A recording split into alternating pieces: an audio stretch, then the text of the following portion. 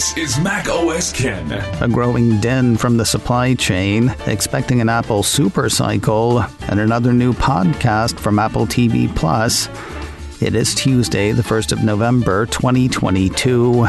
I'm Ken Ray, and this is news from Mac OS Ken, brought to you by yours truly and sponsored by SimpliSafe. Get 40% off your order when you visit simplysafe.com/macOSKen today. This show is also sponsored by Rocket Money. Are you wasting money on subscriptions? 80% of people have subscriptions they've forgotten about. Maybe for you it's an unused Amazon Prime account. Maybe it's a streaming service you've stopped watching. There's all kinds of stuff we subscribe to. If you're worried that you're paying for stuff you're not using, there's an app that can help you stop. Rocket Money, formerly known as Truebill. The Rocket Money app shows you all of your subscriptions in one place. See some you don't recognize or barely remember? Rocket Money can take care of those too. To cancel a subscription, all you have to do is press cancel, and Rocket Money takes care of the rest. Get rid of useless subscriptions with Rocket Money now. Go to rocketmoney.com/MOK. Seriously, it could save you hundreds per year. That's rocketmoney.com/MOK. Cancel your unnecessary subscriptions right now at rocketmoney.com/MOK.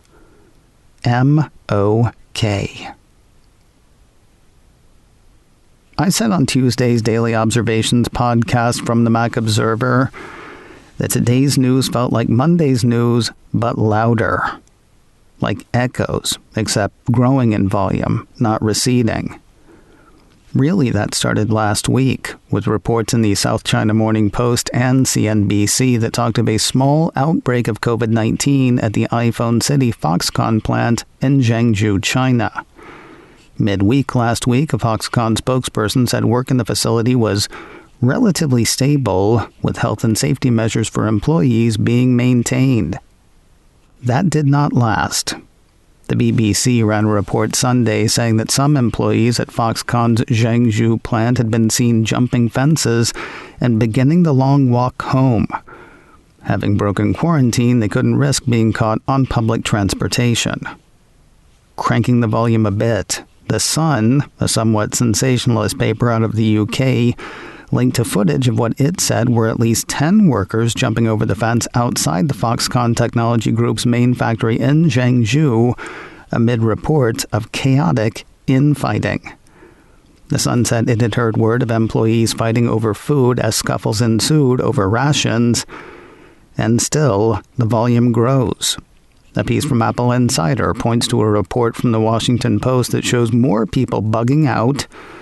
To its credit, the Post says it cannot independently verify the photos and videos of departing workers making the rounds. It also did not list a number, though the one picture posted with the Post article showed more than 10 people taking off. Now, it's not just the roar of the crowd that's getting louder. There are also questions around iPhone production. The South China Morning Post piece from a little over a week ago had a Foxconn spokesperson saying production in the Zhengzhou campus remained normal without a notable impact from the COVID-19 situation. Later in the week, CNBC had the relatively stable comment I mentioned a moment ago. The same piece had Foxconn calling the impact on affected workers controllable. As for iPhone production, the company said then that the outlook for the December quarter had not changed. So far, Foxconn does not seem to have changed that stance, though others have said otherwise.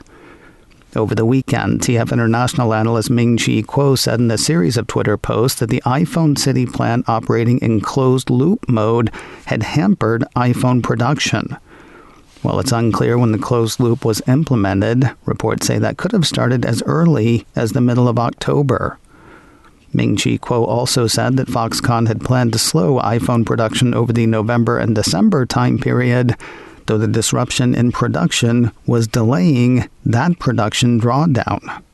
According to one of the Analysts posts, more than 10% of global iPhone production capacity is currently affected as Foxconn's Zhengzhou iPhone plants suddenly entered closed-loop production without warning.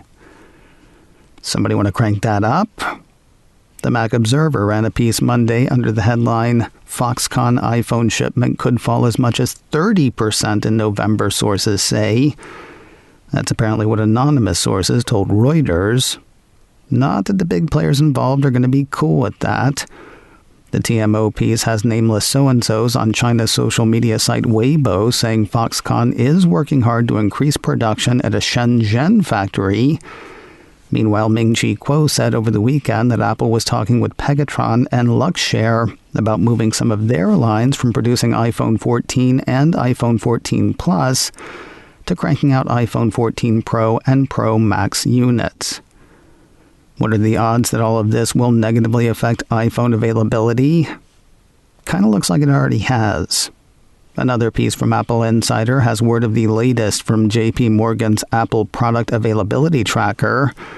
That has wait times lengthening for phones at the Pro end of the iPhone 14 line.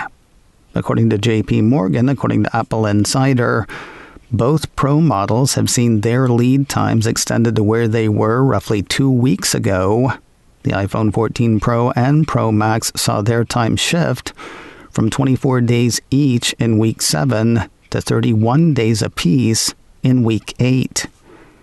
The piece has JP Morgan figuring the extended waits are a reflection of the recent COVID-related outbreak leading to disruptions at a major iPhone factory in China. The firm also calls the lengthening lead times atypical for this point in a release cycle.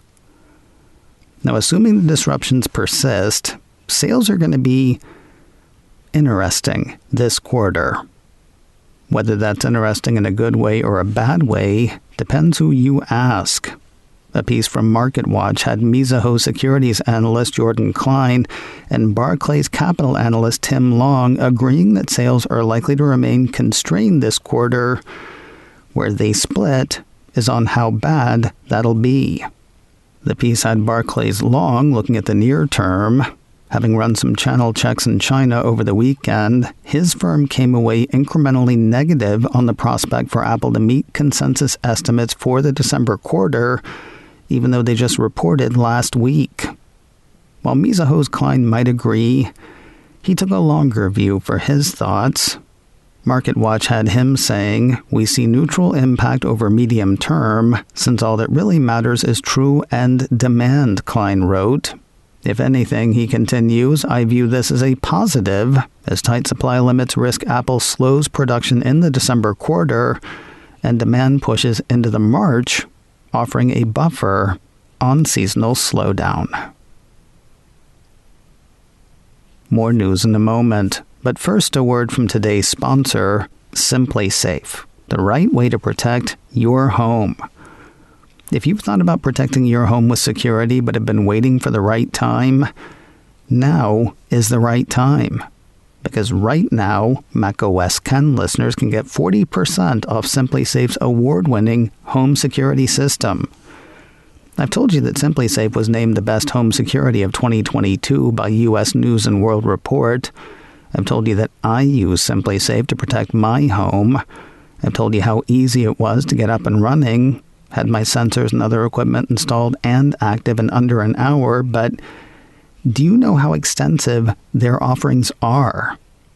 SimpliSafe blankets your home in protection with advanced sensors for every room, window, and door. HD security cameras for inside and out, smarter ways to detect motion that only alert you when a threat is real, and even hazard sensors that instantly detect fires, floods, and other threats to your home. And you can deploy as much or as little as you like. You get what's right for you. Don't miss this chance to save big when you protect your home with the best. Get 40% off your order when you visit simplysafe.com/macOSKen today. Customize the perfect system for your home in just a few minutes. SIMPLI. That's simplysafe.com/macOSKen. There's no safe like Simply Safe. Considering today's economy, here is a weird prediction, and a prediction likely welcomed by Apple investors. 9to5Mac has word of a new report from Counterpoint Research that suggests another Apple supercycle may be building. Remember all the comments on last week's earnings call that half the people buying this Apple thing and 2/3 of people buying that Apple thing were new to the various devices and platforms? Yeah, Counterpoint says that is what's going to do it. For iPhone, the research firm notes record growth in emerging markets such as India, Indonesia, Thailand, Vietnam, and Mexico. Last quarter, as in many quarters past, Apple said that more than half the people buying a Mac had never had a Mac before. 2/3 of people buying an Apple Watch had never had one of those before. And finally, there is serious strength for Apple in the enterprise. Overall, says Counterpoint, Apple's strong grip over its user base continues to act as a growth engine, while its walled garden approach builds further stickiness and brings in new users across its ecosystem. The current macro headwinds remain a temporary hurdle in the face of a longer-term growth supercycle as the company's installed base continues to set new records. If you'd like a new laptop at a less than new price, you may want to pay Apple's Refurbished store a virtual visit. Mac Rumors says the Cupertino company's M2 MacBook Air has turned up there. Launched in July, the piece says this is the first time that the little laptop has been offered at a discount by Apple. According to the piece, there are several variants available with different configurations and colors, but the base model MacBook Air with M2 chip, 8-core CPU, 8-core GPU, 8 gigabytes of RAM, and 256 gigabyte solid-state drive is available for $1,079, a $120 discount off the original $1,199 price. Good things about the Refurbished store include the refurbishment, the availability of Apple Care Plus, and the lower prices. One bad thing, stuff comes and goes. That said, if you are looking for Apple's latest at a lower cost, the M2 MacBook Air is among the Refurbished store's hit-and-miss wares.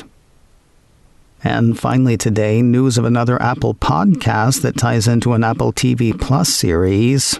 The Cupertino company issued a press release late last week announcing Little America, the official podcast, and offering a trailer for it. If you have not seen Season 1 of the TV series Little America, I cannot recommend it enough. Executive produced by Kumail Nanjiani, Emily V. Gordon, and coda director Sean Hayter, among others. The series tells the based on a true story stories of individuals from around the world who have made the U.S. their home. The podcast does that, but without the Hollywood. Hosted by Kumail Nanjiani, Apple says the podcast is a non-fiction exploration of the immigrant experience in America. Each of the audio series' 8 episodes features a different journalist who shares a unique story, from the weird and humorous to the gut-wrenching and poignant. 8 episodes of the podcast have been announced, as I said. The first 3 will hit Apple Podcasts and other podcast aggregators this Thursday, the 3rd of November. The remaining 5 will hit once a week on successive Thursdays, wrapping the run on the 8th of December. That is just one day ahead of Season 2 of the TV series Little America. That hits Apple TV Plus on Friday, December 9th. Today on the Mac Observer's Daily Observations podcast, TMO Managing Editor Jeff Butts and I talk over the growing noise around iPhone and COVID and Zhengzhou and all of it. Plus, reports say Apple once considered a low-cost plastic iPad. Jeff and I kick the idea around on the Daily Observations podcast from the Mac Observer. online at macobserver.com or wherever you get podcasts. macOS Ken, brought to you by me and sponsored by Rocket Money. Cancel unwanted subscriptions and save at rocketmoney.com/MOK. This show is also sponsored by SimpliSafe. Get 40% off your order when you visit simplisafe.com/macOSKen today. Advertising handled by Backbeat Media. Online at backbeatmedia.com. You can reach me a couple of ways. info@macosken.com or call 716-780-4080. Until next time, that is news from macOS Ken. I'm Ken Ray.